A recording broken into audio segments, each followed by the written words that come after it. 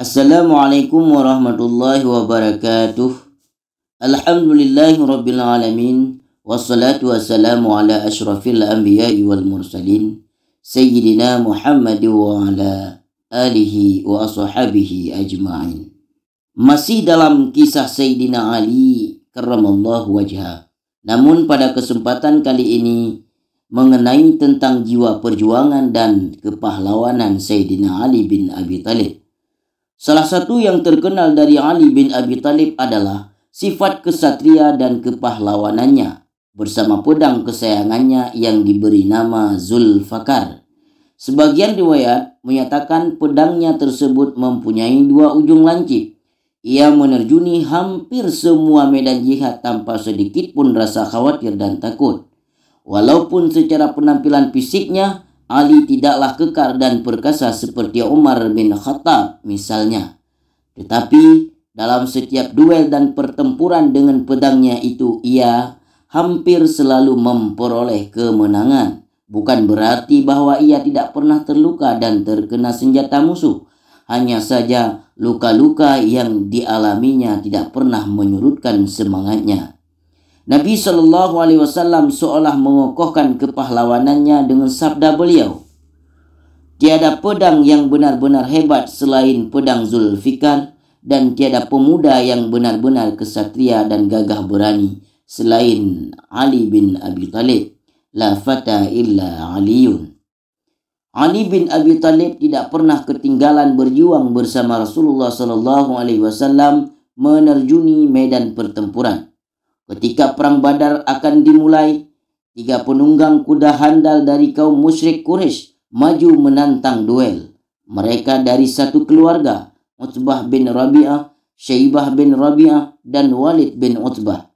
Tampillah 3 pemuda Ansar menyambut tantangan mereka, Auf bin Haris al-Arfa, Muawwidh bin Haris al-Afra, dan Abdullah bin Rawaha. Tetapi tokoh Quraisy ini menolak ketiganya dan meminta orang terpandang dari golongan Quraisy juga. Nabi SAW memerintahkan Ubaidah bin Haris, Hamzah, dan Sayyidina Ali bin Abi Thalib. Ali menghadapi Walid. Sebagian riwayat menyatakan ia menghadapi Syaibah. Ini adalah pertempuran pertamanya, tetapi dengan mudah Ali mengalahkan lawannya yang jauh lebih terlatih dan berpengalaman. Pada perang Uhud, ketika pemegang panji Islam Mus'ab bin Umar menemui syahidnya, Nabi SAW memerintahkan Ali menggantikan kedudukannya. Tangan kiri memegang panji, tangan kanan menggerakkan pedang Zulfikarnya, menghadapi serangan demi serangan yang datang. Tiba-tiba terdengar tantangan duel dari pemegang panji pasukan musyrik, yakni pahlawan Quraisy Sa'ad bin Abi Talha. Karena masing-masing sibuk menghadapi lawannya, tantangan tersebut tidak ada yang menanggapi. Ia pun makin sesumbar dan Ali tidak dapat menahan dirinya lagi. Setelah mematahkan serangan lawannya, ia meloncat menghadapi orang yang sombong tersebut. Ia berkata, "Akulah yang akan menghadapimu, wahai Sa'ad bin Abi Talha. Majulah, wahai musuh Allah." Mereka pun terlibat saling serang dengan pedangnya. Di sela-sela 2 pasukan yang bertempur rapat, pada suatu kesempatan Ali berhasil menebas kaki lawannya hingga jatuh tersungkur. Ketika akan memberikan pukulan terakhir untuk membunuhnya, saat membuka aurat dan Ali pun berpaling dan berlalu pergi. Tidak jadi membunuhnya. Ketika seorang sahabat menanyakan alasan mengapa tidak membunuhnya, ia berkata, "Ia memperlihatkan auratnya sehingga saya malu dan kasihan kepadanya." Usai pertempuran, Ali dikerumuni orang-orang yang berusaha mengobati lukanya. Tetapi kesulitan karena begitu banyak luka yang dialaminya. Ketika Nabi SAW menghampiri, mereka berkata, "Wahai Rasulullah, kami merasa kesulitan. Kalau kami obati satu lukanya, terbukalah luka yang lainnya." Akhirnya beliau turun tangan ikut membalut luka, dan tangan berkah beliau yang penuh mukjizat, luka-lukanya dapat diobati dengan sangat mudah. Setelah itu beliau bersabda, Sesungguhnya seseorang yang mengalami semua ini karena membela agama Allah sungguh telah berjasa besar dan diampuni segala dosa-dosanya. Pada perang Khandaq, sekelompok kecil pasukan musyrik Quraisy berhasil menyeberangi parit. Mereka ini antara lain Amru bin Abdi Wud, Ikrimah bin Abu Jahal, dan Dirar bin Khattab. Segera saja Ali bin Abi Thalib dan sekelompok sahabat yang berjaga pada sisi tersebut mengepung mereka. Amru bin Abdi Wud adalah jagoan Quraisy yang jarang memperoleh tandingannya. Siapapun yang melawannya kebanyakan akan kalah. Yang melontarkan tantangan duel dan segera saja Ali bin Abi Thalib menghadapinya. Amru bin Abdi Wud sempat meremehkan Ali karena secara fisik memang ia jauh lebih besar dan gagah. Setelah turun dari kudanya, ia menunjukkan kekuatannya. Ia menampar kudanya hingga roboh. Namun semua ini tidak membuat Sayyidina Ali gentar. Bahkan dengan mudah Sayyidina Ali merobohkan dan membunuhnya. Melihat keadaan itu, anggota pasukan musyrik lainnya lari terbirit-birit sampai masuk parit untuk menyelamatkan diri mereka. Menjelang perang Khaybar, Nabi SAW bersabda sambil memegang bendera komando panji peperangan, "Sesungguhnya besok aku akan memberikan bendera ini pada seseorang yang Allah akan memberikan kemenangan dengan tangannya. Ia sangat mencintai Allah dan Rasulnya. Allah dan Rasulnya pun mencintainya." Besoknya para sahabat berkumpul di sekitar Rasulullah dan sangat berharap dialah yang akan ditunjuk beliau untuk memegang bendera tersebut. Alasannya jelas, sangat mencintai Allah dan Rasulnya. Allah dan Rasulnya juga mencintainya. Derajat apalagi yang lebih tinggi daripada itu? Dan itu diucapkan sendiri oleh Rasulullah SAW. Pandangan Rasulullah SAW berkeliling untuk mencari seseorang.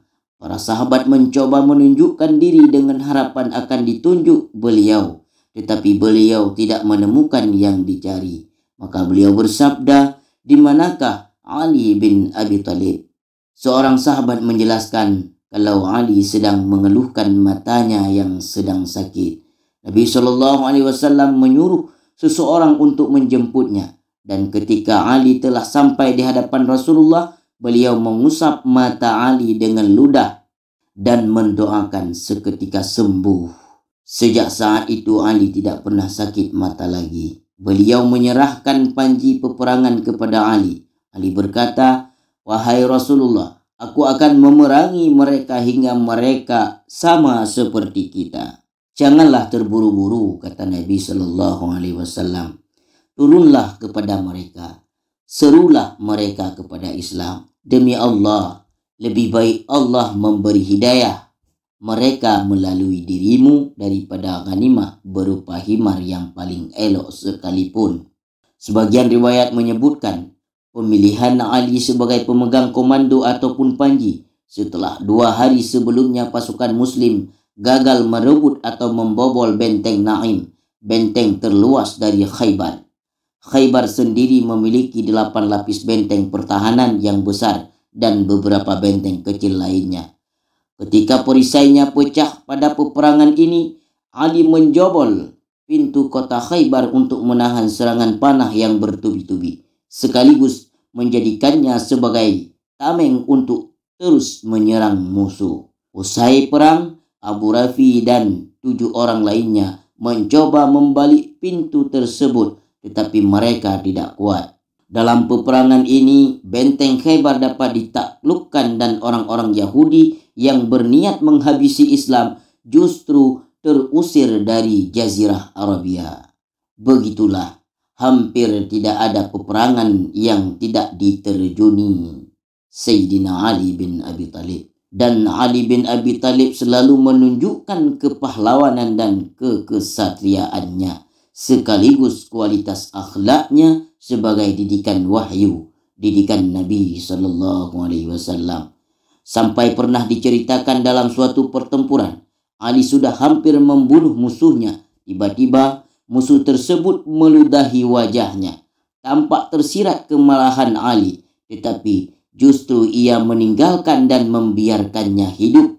Sebagian anggota pasukan muslim melihatnya dengan heran, menanyakan sikapnya tersebut. Ali menjawab, "Ketika aku bertempur dan akan membunuhnya, aku masih berjuang karena agama Allah.